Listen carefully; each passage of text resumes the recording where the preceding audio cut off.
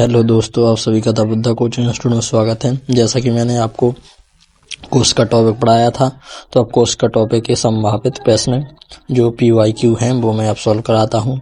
ठीक है, तो मैंने कहा था आपको मैं PYQ क्वेश्चन लेके आऊँगा, यानी संभावित क्वेश्चन और मोस्ट इम्पोर्टेंट क्वेश्चन है जी आपके। ठीक, तो पहला क्वेश्चन है, कोर्स का भित्ति के आधार पर कोर्स का शब्द का प्रयोग सर्वप्रथम किसने किया था? तो कोर्स का शब्द का सर्वप्रथम प्रयोग रॉबर्ट हुक ने किया था। किसने किया था? रॉबर्ट हुक ने। और कोर्स की खोज भी किसने की थी? रॉबर्ट हुक ने की थी। ठीक ना, तो इसका सही उत्तर हो जाएगा आपका सी नंबर। ठीक, कौन सा होगा? C number. कोशिका की खोज पूछा जाए तो किसने की थी? रॉबर्ट हुक ने। रॉबर्ट हुक ने कौन सी कोशिका की खोज की थी? तो मृत कोशिका की। कौन सी कोशिका की खोज की थी? मृत कोशिका की। ठीक ना, और जीवित कोशिका की ल्यूवेन हॉक ने की थी। किसने की थी? Leeuwenhoek. तो याद रखना है आपको। दूसरा क्वेश्चन है, निम्नलिखित में से कौन सा जीवन का भौतिक आधार है? जीवन का भौतिक आधार पूछा गया है, तो इसका सही उत्तर होगा आपका प्रोटोप्लाज्म। ठीक ना, कौन सा होगा? डी नंबर का सही होगा इसका, प्रोटोप्लाज्म। ये आपका सही होगा। निम्न में से किसने कहा कि एक कोशिका से ही अनेक कोशिकाओं की उत्पत्ति होती है? ये कथन किसने दिया था? तो ये कथन दिया था आपका बिरकोव ने। किसने दिया था? बिरकोव ने। इसका ए नंबर सही होगा। कौन सा होगा? ए नंबर, बिरकोव ने। चौथा क्वेश्चन है, कोशिका भित्ति का भाव होता है आवृतबीजी पौधों की कोशिका में, अनावृतबीजी पौधों की कोशिका में, कि मनुष्य के तंत्रिका तंत्र की कोशिकाओं में? तो इसका होगा आपका सही उत्तर सी नंबर, तंत्रिका तंत्र की कोशिकाओं में। ठीक, तो कौन सा होगा? तंत्रिका तंत्र की कोशिकाओं में। ठीक, आइए देखते हैं अगला क्वेश्चन, पांचवा।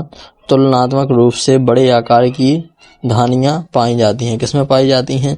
तो इस ये होगा आपका सही पादप कोशिका। पादप कोशिका में पाई जाती है। किसमें पाई जाती हैं? पादप कोशिका में। ठीक, आइए देखते हैं अगला। कोशिकाएं एक आवश्यक जीवित पदार्थ से बनी होती हैं जिसे कहा जाता है, तो जिस पदार्थ से बनी होती है वो कहलाता है जीव द्रव। क्या कहलाता है? जीव द्रव। तो इसका हो जाएगा बी नंबर सही। ठीक ना, क्या होगा? जीव द्रव। सातवां,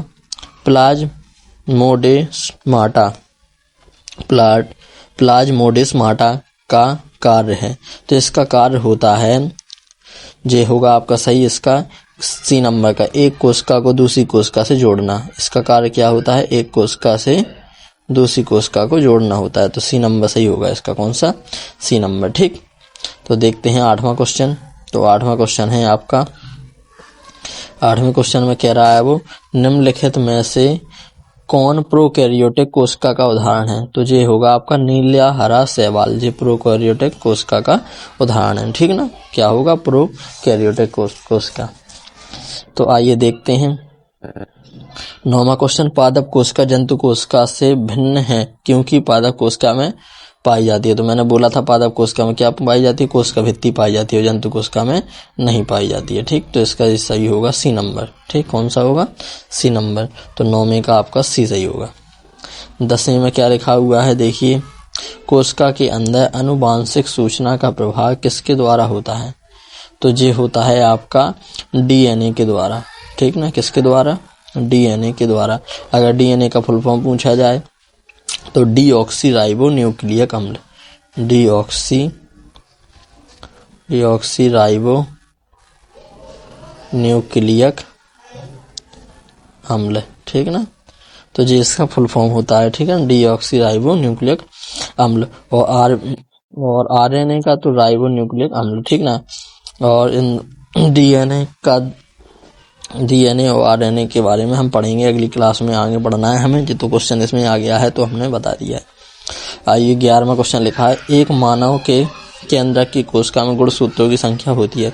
तो गुणसूत्र पाए जाते हैं मानव शरीर में आपके 46। कितने पाए जाते हैं?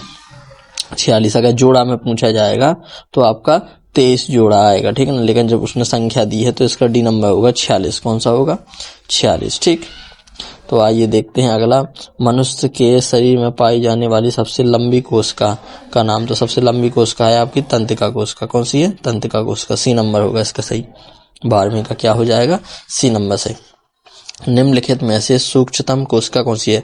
मैंने आपको बताया था सबसे छोटी कोशिका कौन सी है आपकी, तो ये है आपकी माइक्रोप्लाज्मा, सी नंबर। और सबसे बड़ी कौन सी बताई थी मैंने, शुतुरमुर्ग का अंडा, जी आपका डी पे दिया गया, तो इसका सही उत्तर क्या हो जाएगा, माइक्रोप्लाज्मा होगा, सी नंबर। ठीक। 14वां क्वेश्चन है, निम्नलिखित में से कौन एक कोशिकीय जीव है, जीवाणु, अमीबा, पैरामीशियम या उपरोक्त सभी। तो आपको बताना है कि एक कोशिकीय, तो इसमें एक कोशिकीय जीव, जो सभी एक कोशिकीय जीव हैं, तो इसका सही उत्तर होगा उपरोक्त सभी। ठीक, तो इसका डी नंबर सही हो जाएगा, क्या हो जाएगा, डी नंबर। तो अब आगे देखते हैं, 14 क्वेश्चन हो गए हैं कवर। अब अगला देखते हैं, 15वां क्वेश्चन देखते हैं। तो 15वां क्वेश्चन देखने, आइए देखिए 15वां क्वेश्चन है, बहुकोशिकीय के शरीर में पाई जाने वाली कोशिकाओं की आकृति हो सकती है, तो कैसी हो सकती है, वर्तुलाकार, घनाकार, स्तंभाकार या उपरोक्त सभी। तो इसका सही उत्तर हो जाएगा आपका उपरोक्त सभी। ठीक ना, कौन सा होगा, उपरोक्त सभी। ठीक, तो इसका सही उत्तर होगा आपका उपरोक्त सभी, तो डी नंबर सही है। ठीक, आइए नीचे, कोशिका का पावर हाउस कहलाता है, मैंने बहुत बार बार बताया था आपको, कोशिका का पावर हाउस किसको बोलते हैं, तो माइटोकॉन्ड्रिया को बोलते हैं। ऊर्जाग्रह पावर हाउस तो किसको बोलते हैं, माइटोकॉन्ड्रिया को। ठीक ना, राइबोसोम को क्या बोलते हैं, प्रोटीन की फैक्ट्री। राइबोसोम को क्या बोलते हैं, प्रोटीन की फैक्ट्री बोलते हैं, क्या बोलते हैं, प्रोटीन की फैक्ट्री। ठीक, तो प्रोटीन की फैक्ट्री बोला जाता है। आइए देखते हैं अगला क्या लिखा हुआ है, कोशिका रस, कोशिका रस होती है, तो कोशिका रस होती है किसमें होती है, कोशिका नेस्त्राव में, कोशिका द्रव में घुले हुए कार्बनिक पदार्थ, या रसधानी में, रसधानी में खनिज एवं कार्बनिक पदार्थों का पतला घोल। तो मेरे हिसाब से इसका सही उत्तर होना चाहिए सी, यही सही है। ठीक ना, कौन सा, सी नंबर होगा इसका। क्या लिखा है, रसधानी में खनिज एवं कार्बनिक पदार्थों का पतला घोल। ठीक, आइए देखते हैं 18वां, निम्न में से ग्रेनक किसका घटक है। तो ग्रेनक किसका घटक है, तो ये होगा आपका सही नंबर, हरित लवक का घटक है। किसका घटक है, हरित लवक का। ठीक, किसका, हरित लवक का।